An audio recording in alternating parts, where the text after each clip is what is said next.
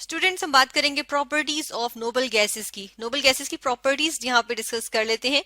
Noble gases first of all क्या होती हैं ये देख लेते हैं। ये जो हमारे पास पीरियोडिक टेबल होता है इसके अंदर जो 8A ग्रुप आ जाता है, ठीक है, यहाँ पर हम लिखेंगे 8A ग्रुप जो होता है, या हम साथ में इसको एक और तरह भी कहते हैं, हम कहते हैं 18th ग्रुप जो होता है, ठीक है, जो लास्ट ग्रुप है, बिल्कुल बिल्कुल हमारे जो राइट हैंड साइड पे जो ग्रुप आ जाता है ना पीरियोडिक टेबल का, उसको हम कहते हैं नोबल गैसेस का ग्रुप है, ठीक है।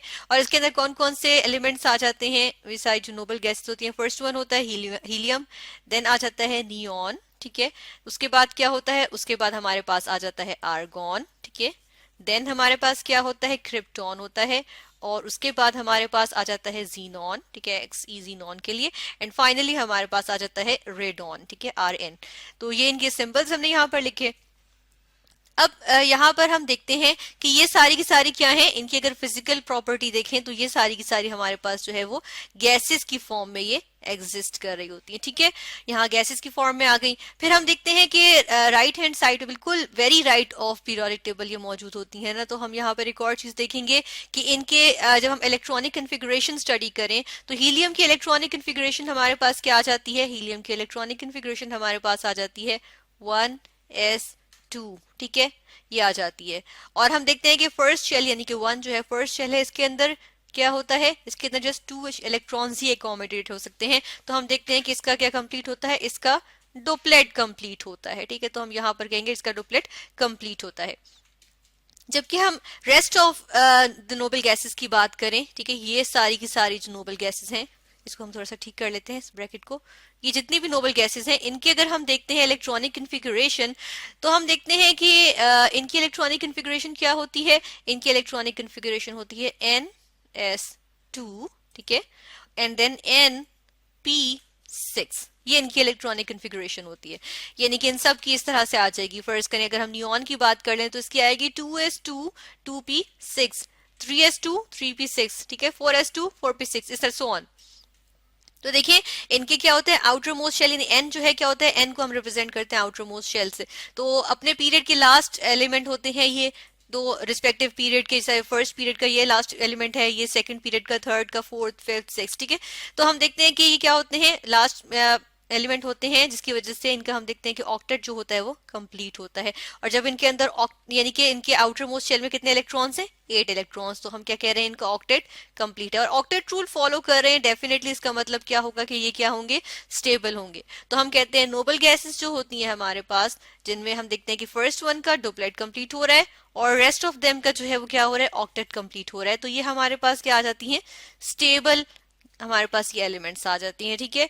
और हम देखते हैं इसकी वजह से क्या होते हैं, ये लीस्ट रिएक्टिव होते हैं, ठीक है, ये बिल्कुल भी ज्यादा रिएक्टिव नहीं होते, ठीक है, ये बिल्कुल भी रिएक्टिव नहीं होते, ये लीस्ट रिएक्टिव आ जाते हैं, इनकी हार्डली इनकी रिएक्टिविटी ये शो करते हैं। इसी वजह से हम इनको नोबल गैसेस कहते हैं, और इनको जो है वो इसी वजह से हम रेयर गैसेस भी कह सकते हैं, ठीक है, क्योंकि इनकी अमाउंट भी इतनी ज्यादा हमारे पास एटमोस्फेयर में नहीं आ जाती, तो इसलिए हम इनको कहते हैं कि ये रेयर गैसेस भी कहा जाता है। इनमें से रेडॉन जो है वो रेडियो एक्टिविटी भी शो करता है, यानी कि रेज इमिट करता है।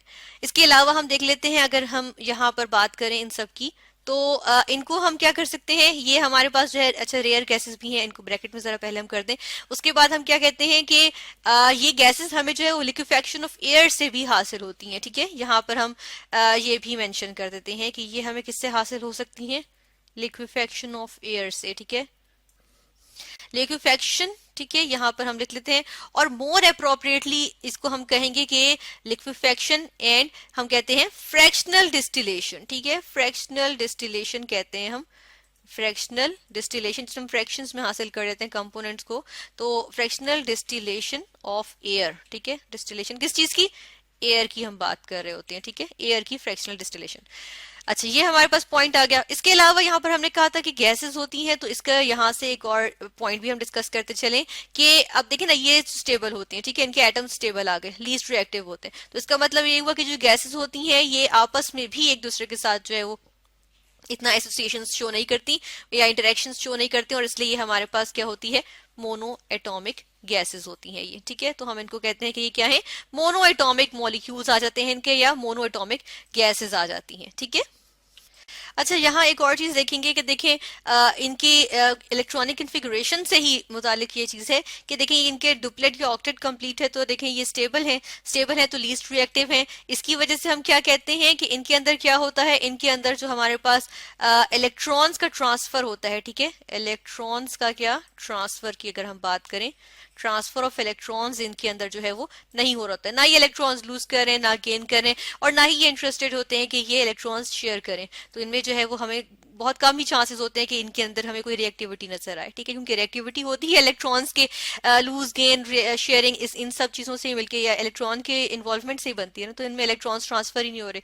इस वजह से हम कहते हैं कि ट्रांसफर ऑफ इलेक्ट्रॉन्स नहीं होता, इसकी वजह से हम कहते हैं कि ये जो है इनकी जो अब इलेक्ट्रॉन्स ट्रांसफर नहीं हो रहे, तो उसकी वजह से क्या होगा कि इलेक्ट्रॉन्स लूज नहीं हो सकते। इसका मतलब है कि बहुत ज्यादा एनर्जी चाहिए कि ये इसके जो आउटर मोस्ट शेल के इलेक्ट्रॉन्स हैं उनको लूज किया जा सके। तो जो आयनाइजेशन एनर्जी IE लिखा मैंने, ठीक है, तो हम देखते हैं कि ये क्या होती हैं, बहुत लार्ज वैल्यूज होती हैं, ठीक है, large values of ionization energy इनकी आ जाती हैं, ठीक है। ये भी हम यहाँ पर इसके बारे में देख लिया। इसके अलावा एक और यहाँ पे प्रॉपर्टी डिस्कस करेंगे कि यहाँ पे हमने कहा लीस्ट रिएक्टिव है और हमने कहा मोनो एटॉमिक फॉर्म में ये एग्जिस्ट कर रही होती हैं। तो इसमें इनमें क्या होती है, इनमें जो हमारे पास रिएक्टिविटी बहुत ज्यादा लो होने की वजह से हम देखते हैं कि very weak van der Waals forces of attraction होती हैं, ठीक है। इनमें इंटरेक्शन बहुत ही हम कहते हैं कि कम होती हैं, ठीक है, जिसकी वजह से हम कहते हैं very weak van der Waals forces of attraction, very weak van der Waals forces of attraction यहाँ पर हमने लिख दिया, ठीक है। और इनके अंदर जो वॉन्डरवॉल्स फोर्सेस ऑफ अट्रैक्शन आ जाती हैं वो कौन सी आती हैं, लंदन डिस्पर्जन फोर्सेस आ जाती हैं, LDF इसके लिए हमने लिख दिया, ठीक है, कॉमनली इनको हम ये कहते हैं। तो ये किस वजह से होती है इनके अंदर, ये बहुत वीक फोर्सेस किस वजह से होती हैं, ये एग्जिस्ट इनमें मतलब इनमें एग्जिस्ट कर रही होती हैं, जो कि हम कहते हैं कि लंदन डिस्पर्जन फोर्सेस यानी कि एग्जिस्ट कर रही होती है यहाँ पर। और बेसिकली हम कहते हैं कि क्यों इनके अंदर वीक फोर्सेस हैं, बिकॉज हम कह रहे हैं कि इलेक्ट्रॉन ट्रांसफर जो है इन्वॉल्व नहीं और ये लीस्ट रिएक्टिव होती है इस वजह से, ठीक है। और हम देखते हैं कि इंटरेक्शन यानी कि जो एटम्स होंगे ना, अगर हीलियम के उठा लें तो इनके जो एटम्स होंगे, हीलियम के एटम्स होंगे, वो एक दूसरे से में इतने इंटरेस्टेड नहीं होंगे, एक दूसरे के साथ इंटरेक्ट करने में इतने इंटरेस्टेड नहीं होंगे, ठीक है। इसी तरह बाकी नोबल गैसेस के भी हम देखेंगे कि यही इनकी भी केमिस्ट्री होती है, ठीक है। तो हम देख रहे हैं कि वीक वॉन्डरवॉल्स फोर्सेस हैं। इसी वजह से अगर हम देखें तो इनको अगर हम क्या करना चाहें कि इनको हम लिक्विफाई करना चाहें, ठीक है, तो वो बहुत ज्यादा डिफिकल्ट होता है, ठीक है। यहाँ पर अगर मैं लिखूं कि लिक्विफैक्शन की बात करें इनकी, तो वो क्या होती है, वो जो है वो वेरी डिफिकल्ट होती है, ठीक है, इनकी लिक्विफैक्शन जो है वो डिफिकल्ट होती है। और जो common methods of liquefaction of gases की हम बात करते हैं, हम अगर देखें तो उनसे हम जिस तरह से हम compression expansion of a compressed gas की बात करते हैं, ठीक है, जिस तरह से हम पहले भी देख चुके हैं जब लिक्विफैक्शन की हमने बात की थी, लिक्विफैक्शन ऑफ गैसेस की हम जब स्टडी करते हैं तो उसमें Linde's method of liquefaction of gases study करते हैं, तो उसमें भी हमने क्या देखा था, उसमें हमने ये देखा था कि गैसेस कंप्रेस्ड गैस को एक्सपेंड करते हैं तो हमारे पास क्या आती है, हमारे पास जो है वो गैस लिक्विफाई होती है अल्टीमेटली। लेकिन उससे अगर हम देखें तो उसमें भी हम एक एक्सेप्शन देखते हैं कि हमारे पास जो हीलियम गैस होती है उसको लिक्विफाई नहीं किया जा सकता उस मेथड से, क्योंकि डिफिकल्ट होता है, ठीक है, मुश्किल होता है कि जो हमारे पास नोबल गैसेज हैं इनको लिक्विफाई किया जा सके, क्योंकि इनके जो मॉलिक्यूल, इनके जो एटॉमिक मोनो एटॉमिक मॉलिक्यूल्स हैं वो एक दूसरे से इतने इंटरेस्टेड नहीं होते कि एक दूसरे के करीब आए। और इसी वजह से हम यहाँ देखते हैं कि एक और प्रॉपर्टी इनकी सामने आ जाएगी, और वो क्या है, और वो ये है कि हम देखते हैं कि इनके जो मेल्टिंग एंड बॉइलिंग पॉइंट होते हैं वो वेरी लो होते हैं, ठीक है। तो यहाँ पर हम लिखेंगे लो मेल्टिंग पॉइंट, ठीक है, MPT लिखा हमने, and boiling point BPT, low melting and boiling points आ जाते हैं। अच्छा, यहाँ पर हम साथ के साथ इनको स्टेरिस्क्स लगा देते हैं कि ये लगा दिया और ये यहाँ पर भी लगा दिया। अब यहाँ पर एक और इनकी प्रॉपर्टी डिस्कस कर लेते हैं, और वो ये कि हम जब डाउन द सीरीज जाते हैं या डाउन द ग्रुप जाते हैं, ठीक है, नोबल गैसेस में हीलियम से रेडॉन की तरफ, तो हमारे पास एटॉमिक मास जो होता है वो इंक्रीज कर रहा होता है। कैपिटल A से हम डिनोट करते हैं एटॉमिक मास को, एटॉमिक मास क्या कर रहा होता है, इंक्रीज कर रहा होता है, ठीक है। और एटॉमिक मास इंक्रीज कर रहा होता है, इसी की वजह से हम देखते हैं कि हमारे पास साथ के साथ जो डेंसिटी होती है ना वो भी इंक्रीज कर रही होती है, ठीक है। तो यहाँ पर मैं छोटा सा करके डेंसिटी भी लिख देती हूँ कि एटॉमिक मास इंक्रीज कर रहा होता है और इसी की वजह से डेंसिटी भी जो होती है वो इंक्रीज कर रही होती है, ठीक है। तो डाउन द सीरीज जाए तो डेंसिटी इंक्रीज करती है, और हम देखते हैं डाउन द ग्रुप जाते हुए हमारे पास साइज भी इंक्रीज कर रहा होता है, ठीक है। साथ ही में यहीं पे साथ में स्लैश डाल के साइज लिखूंगी कि साइज भी इंक्रीज कर रहा होता है। इस वजह से हम देखते हैं कि हमारे पास क्या होता है कि जब हम डाउन द ग्रुप जाते हैं, डाउन या डाउन जा रहे हैं नोबल गैसेस में, तो हमारे पास पोलराइजेबिलिटी यानी पोल्स बनने की सलाहियत जो होती है वो भी हम देखते हैं कि इंक्रीज कर रही होती है। कि वाटर मॉलिक्यूल अगर इनके किसी एटम के करीब आ जाएगा तो उसमें पोल्स बनने की जो है वो सलाहियत मौजूद होगी कि उसमें पोल्स बन सकते हैं, क्योंकि साइज जो है वो बड़ा हो रहा होता है। ठीक है, इसीलिए हम देखते हैं कि सिर्फ इसी वजह से हमारे पास जीनॉन के हार्डली कोई कंपाउंड्स आ जाते हैं। ठीक है, हमारे पास इसके जीनॉन के थोड़े से कंपाउंड्स आ जाते हैं, लाइक इसके ऑक्सीफ्लोराइड से इसके फ्लोराइड्स आ जाते हैं। ठीक है, जो उनको हम लेटर ऑन डिस्कस करेंगे।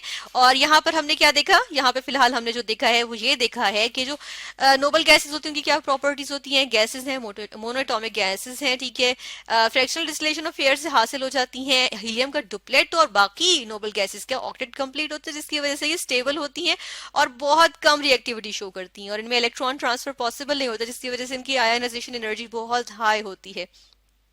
और हमने देखा कि इनकी weak van der Waals forces of attraction होती हैं, जिसकी वजह से इनकी liquefaction is very difficult and they have low melting and boiling points.